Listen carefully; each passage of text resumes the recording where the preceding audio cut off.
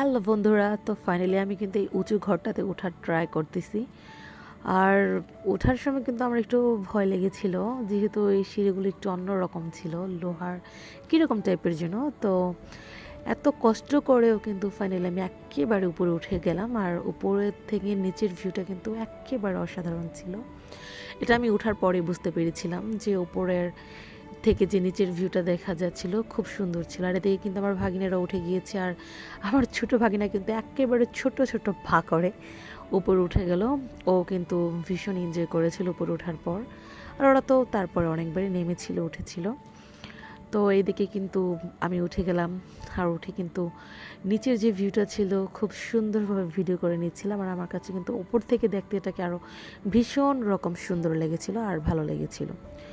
তো আপনাদের যদি আমার এই ভিডিওগুলি ভালো লাগে, অবশ্যই লাইক, কমেন্ট, শেয়ার এবং সাবস্ক্রাইব করে আমার পাশে থাকবেন। আরও সুন্দর সুন্দর ভিডিও পেতে আমাকে উৎসাহ দিবেন, আমি যেন আপনাদের মাঝে আরও অনেক রকম সুন্দর সুন্দর ভিডিও নিয়ে হাজির হতে পারি।